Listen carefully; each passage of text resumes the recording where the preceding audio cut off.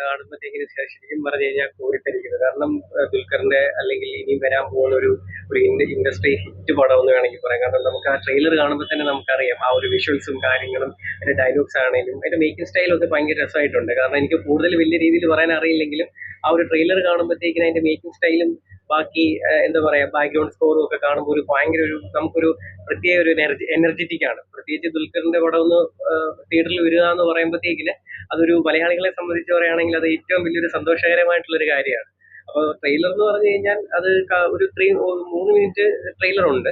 അപ്പൊ ആ ട്രെയിലറിൽ ഏറ്റവും കൂടുതൽ ദുൽഖറിന്റെ ഒരു സ്ക്രീൻ സ്പേസ് ആണ് നമ്മൾ കാണുന്നത്. അപ്പോൾ അത് ഇനി നമുക്കറിയാം, റിലീസിംഗ് ഡേറ്റിൽ അറിയാം നമുക്ക് ഇനി എന്താണ് ബാക്കി അതിനകത്ത് ഉള്ളതെന്ന് നമുക്കറിയാം. പ്രോമിസിങ് ഹിറ്റ് ആവും എന്നുള്ള കാര്യത്തിൽ യാതൊരു സംശയവും വേണ്ട. തുടർച്ചയായി തെലുങ്കില് തുടർച്ചയായിട്ടുള്ള ഹിറ്റുകൾ സൃഷ്ടിച്ചുകൊണ്ട് മുന്നേറുകയാണ് നമുക്ക്. ശരിക്കും പറഞ്ഞ ഒരു പാൻ ഇന്ത്യൻ പ്രോഡക്റ്റ് ആയി മാറിക്കൊണ്ടിരിക്കുകയാണ് നമുക്ക്. തീർച്ചയായിട്ടും ഇതൊരു ഹിറ്റിക്കുറഞ്ഞതൊന്നും പ്രതീക്ഷിക്കേണ്ട. ഇതിൽ അഭിനയ ട്രെയിലറിനകത്താണെങ്കിൽ തന്നെ ഒരുപാട് ഇതുവരെയും എനിക്ക് തോന്നുന്നു ദുൽഖറിന്റെ ഒരു അഭിനയ സാധ്യതയുള്ളൊരു പുറത്തെടുക്കാൻ കഴിയുന്ന ഒരു സിനിമ ഇതുവരെ പുറത്തും ഭാസ്കറിനൊക്കെ അവാർഡ് കിട്ടിയെങ്കിൽ പോലും പുള്ളിയുടെ അഭിനേതാവിനെ പുറത്തെടുക്കാൻ കഴിയുന്ന ഒരു പ്രകടനം കാഴ്ചവെക്കാൻ തരത്തിലുള്ള ഒരു സിനിമ ഇത് പുറത്തു വന്നിട്ടില്ലെന്നാണ് ഞാൻ കരുതുന്നത്. അപ്പൊ അതിന് പുള്ളിയുടെ ആ ഒരു അഭിനയ പാഠവും തെളിയിക്കാൻ പറ്റുന്ന ഒരു സിനിമയായിരിക്കും ഇതെന്നാണ് കരുതുന്നത്. ഈ സിനിമയോടുകൂടി ഒരു പാൻ ഇന്ത്യൻ സ്റ്റാർ എന്നുള്ളത് ദുൽഖർ അരക്കിട്ട് ഉറപ്പിക്കുന്നു എന്നുള്ള കാര്യം ഉറപ്പാണ്. കണ്ടപ്പോൾ തന്നെ ഞെട്ടിപ്പോയി.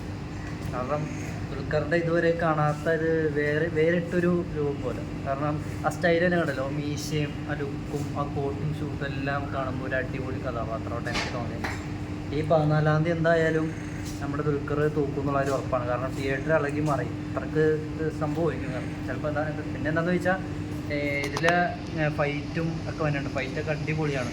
പിന്നെ അടുത്ത തെലുങ്കിലെ സൂപ്പർ സ്റ്റാർ എന്തായാലും ദുൽഖറാണ് എന്നുള്ള കാര്യത്തിന് 100% ഉറപ്പാണ് ഞാൻ തന്നെ ഇരിക്കുന്നത്.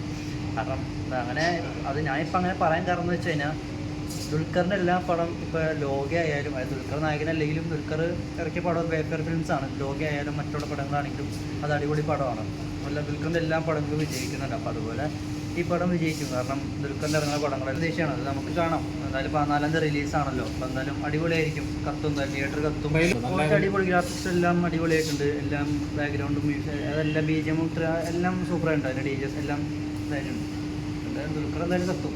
നമ്മുടെ ഈ 14-ാം തീയതി എന്തായാലും ഈ 14-ാം തീയതി എന്തായാലും കാന്തയായിരിക്കും. ചിലപ്പോൾ ഇത്രയും ദിവസം ലോകയായിരുന്നല്ലോ, ലോകം ഭയങ്കര ചർച്ചാ വിഷയമായിരിക്കും. അപ്പോൾ അതുപോലെ ഇനി കത്തത് കാന്തയായിരിക്കും ദുൽഖറിൻ്റെ. അപ്പോൾ എല്ലാവരും തിയേറ്ററിൽ വന്ന് കാണണം ദുൽഖറിൻ്റെ കാന്ത. കാരണം എല്ലാവർക്കും ഇഷ്ടപ്പെടും. കപ്പിൾസായിട്ട് ഫാമിലി ആയിട്ട് എല്ലാവരും എൻജോയ്മെൻറ്റ് ചെയ്ത് കാണാൻ പറ്റിയൊരു സിനിമയാണ്. ലോക പോലെ തന്നെ ഇത് ലോക പോലെ കമ്പയർ ചെയ്യേണ്ട, അതൊക്കെ വേറിട്ടൊരു സിനിമയായിരിക്കുമല്ലോ. എല്ലാവരും വന്ന് കാണുക. ഈ 14-ാം തീയതിയാണ് റിലീസ്. Okay, thank you.